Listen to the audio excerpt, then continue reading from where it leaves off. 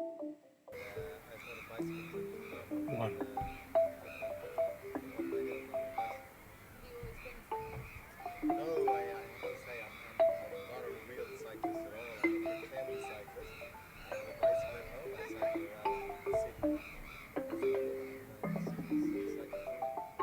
So why did you decide on Burma and why Karen refugees?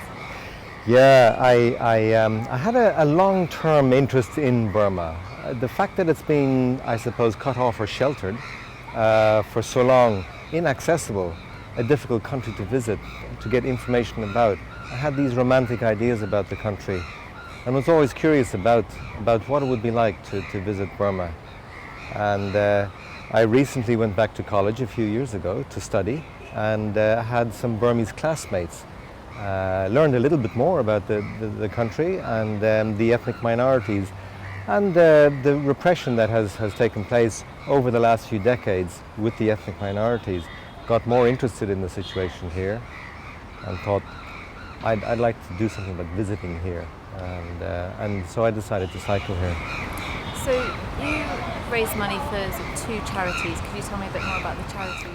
Yeah, I thought it important to, I'm very happy about using the opportunity of this cycle to raise awareness and funds for two local charities, one near my hometown, a hospice, and the other for the Karen Refugee Committee, educational part of the Karen Refugee Committee, the KRC.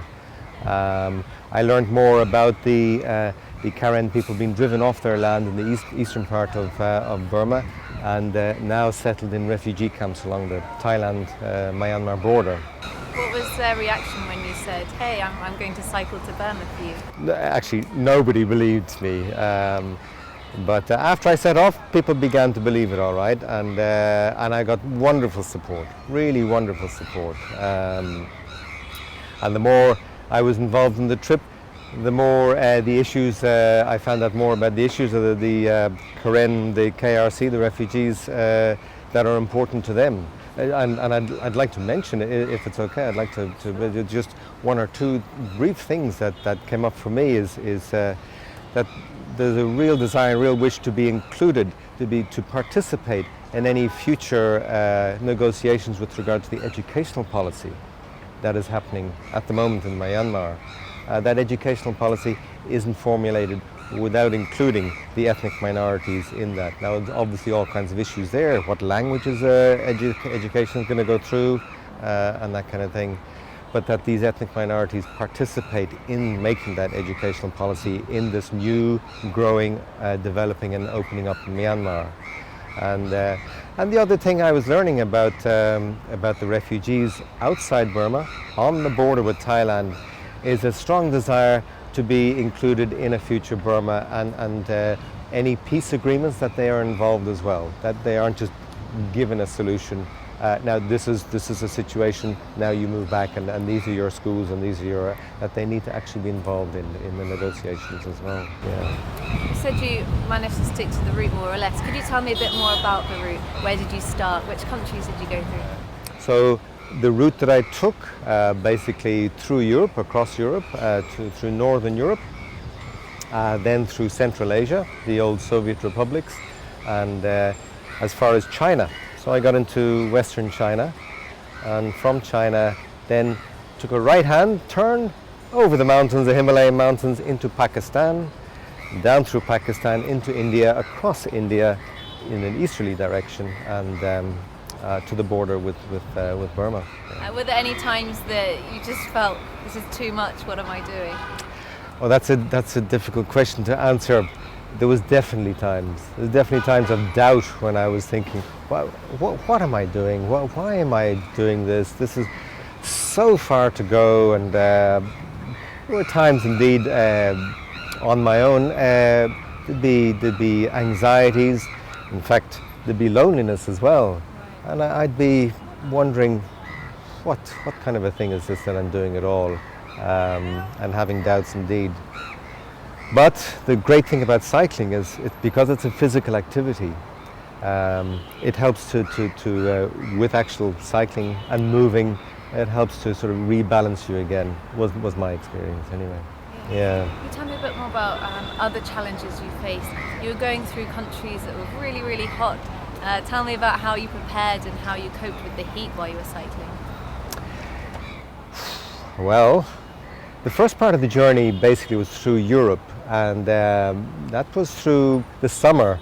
I left in the beginning of the summer, the spring in Europe, and I got rain nearly every day all across Europe, and it was so dispiriting. I'd be cycling with my rain gear on every day, the rain pouring down. I had a cap, rain pouring down in front of me. I'd keep fairly dry because of my rain gear, but it's no fun cycling every day in the rain, and eventually things would get wet. But all the time I had to remember, I will look back with fondness on this rain and cold when I get to the deserts. And indeed, when I got to the deserts, it was a different story. It got to be very hot. Well, the first real heat I encountered was in the country of Azerbaijan. And that doesn't get much rain at all. So that was my real testing, my first test really of the heat. And that was a bit of an eye-opener for me. I realized, okay, Hugh, okay, now it's getting serious. But that was just preparation, because the serious desert came shortly after that. From the coast in Kazakhstan, a city called Aktau, which is an isolated city, not joined by a road to the rest of the country of Kazakhstan. I had to cross the Kazilkum Desert, which took about 7 or 8 days on bicycle through sand. There was tracks there for some of the truck traffic that would have passed, but no habitation. There was no water to support people living there. So that probably was the most physically challenging part of the journey, that 7 or 8 days through the desert. How did you prepare for that? Well, the biggest concern, as most people would know, would be water.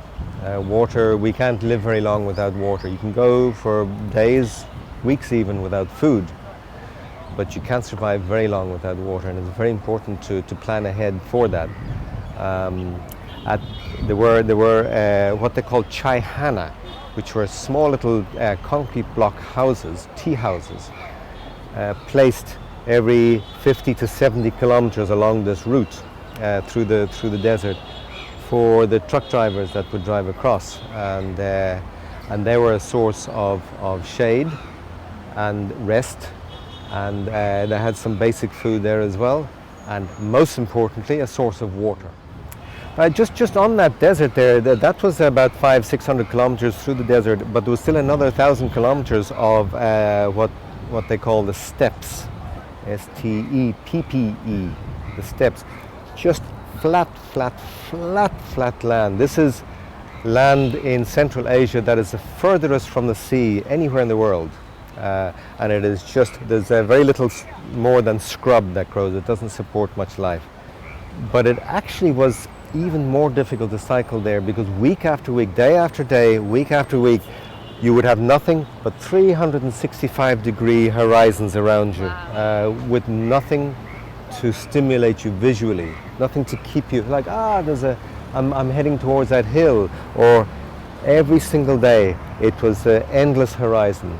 Now, it was sometimes magnificently beautiful at night, but day after day and week after week that became very, very draining. So, where were you sleeping at night? Were you staying in hotels or camping? Obviously in the desert I'd be sleeping camping in the desert, and across Uzbekistan, for example, which is huge, big distances, every night I'd need to decide where I was going to sleep, and occasionally I'd come across an irrigation channel, it was so refreshing to have a wash in an irrigation channel. When you get salt crusted all over you from all the sweating after days of cycling, to come across an irrigation channel and have a wash. And I'll tell you one particular anecdote there. When I came across one irrigation channel, there was a melon farmer there with his melons for sale on the side of the road, and this was magnificent. It was the end of the day. I needed to stop. I had a wash and bought some delicious fresh melons from this man to eat, and he ended up insisting I stay in his property to sleep. Put my tent over this little irrigation channel, a platform which kept me cool during the night, sleeping over the water. He fed me, insisted that I eat with him. Now the thing was, we had no language in common. He was an Uzbek farmer, he had some Russian. I had no Uzbek and I had no Russian. Yet we had a hugely rich and fulfilling and satisfying encounter. I avoided flying all along. I wanted to go overland. I had to take a boat across some stretches of water. Obviously, I live on an island called Ireland, and I had to take a boat across to France, which is mainland Europe. And there was another few boats, 2 boats I had to take, one across the Black Sea and the other across the Caspian Sea, short stretches. I got a lift on a cargo boat across the sea. But I wanted to stay on the earth, if you like, whether it be on water or land. And so I got as far as Burma. I'd cycled across India and Nepal, came out into northeast India, Nagaland, and into Manipur state in northeast India. And I got to the Tamu More border with Burma, Myanmar, Burma. And I got across the little iron bridge that separates the 2 countries, and I put my feet on Burmese soil. Walked into the immigration, and I was aware that this border crossing was closed, but had tried to arrange with an agent here and some contacts that I have in Myanmar, Burma, to allow me a special border pass to get through. However, they weren't cooperating. They needed a lot of money, more money than I could afford, to allow me through. And so I had 15 minutes of an interview on Burmese soil before they said, sorry, I had to go back. It was so frustrating to be so close, but yet so far from my destination of Burma. So I was back into India again, went to Calcutta. I was still determined that I wanted to get to Burma, and I wasn't going to let that to prevent me or stop me. So I took a plane. This is the only way I could do it. Took a plane then to Bangkok in Thailand, and cycled then from Thailand into Burma from the Thailand side. What about some of the happy times? And what was the locals' reaction to you cycling through? Usually, to tell you the truth, the normal reaction was one of complete bafflement. This middle-aged white man from Europe, Irish guy, on a bicycle with all his equipment and his tent and his cooking gear, cycling in their part of the world. They don't see many tourists, if any, and certainly none on a bicycle. What's this about? It was very difficult for people to sort of understand. But I have to say, without fail, and I really can't think of an exception to this, without fail, I was met with total friendliness and welcome all across my journey, particularly once I got outside of Europe, into Georgia, Azerbaijan, and then into Kazakhstan, Uzbekistan, the rest of the stands, Tajikistan. It was just welcome. And then of course into Pakistan and India as well. People the general reaction would be smiling and welcoming and asking me questions, even if we didn't share a language. It'd be total curiosity, and it made me feel very good, and I wasn't on my own. Can you tell me a bit about when you got to Mesa? What was the reaction among the Karen people about your trip?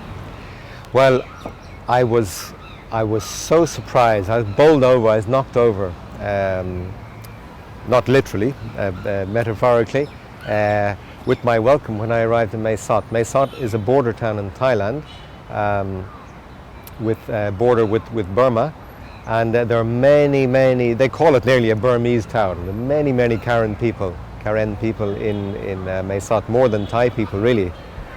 And because of the NGO that I was supporting, I didn't realize this, but a lot of people there were aware of my journey and had been following it on Facebook. And when I arrived, I got this marvelous welcome. It was actually on Christmas Eve that I arrived in Mae Sot, and as you know, in my part of the world, Christmas is our main celebration. And Christmas Eve I arrived, and Christmas Day there was a huge big feast of a dinner prepared by a Karen husband, friend of a friend of mine. Massive spread with lots of people there. And then I visited the camps as well. I visited one camp in particular called Nu Po, and got a lovely welcome there from people. And this is one of the NGOs I'm supporting is the Karen Refugee Committee, the KRC, the education part, the higher education part of the KRC. And so I'm supporting their schools, and particularly their higher education programs in the camps.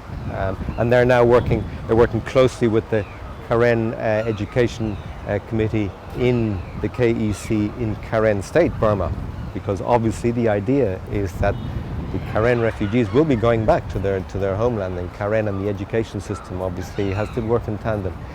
So it was lovely to get the recognition and the welcome from the lovely people in the camps and in Mae Sot. And what is that money going to be used for exactly? We're going to use that for with the Karen Refugee Committee educational part. That will be used in an ongoing program to train teachers. So that would be post-secondary education, third level education, train teachers. So the idea is that the Karen community would have articulate and educated people who can represent the needs and requirements of their community, whether in negotiations with Yangon or other ethnic. But that's not for me to say. That's obviously that's up to how they do that. But the whole idea is with education. Is that people can compete and negotiate with the broader world outside of their own community.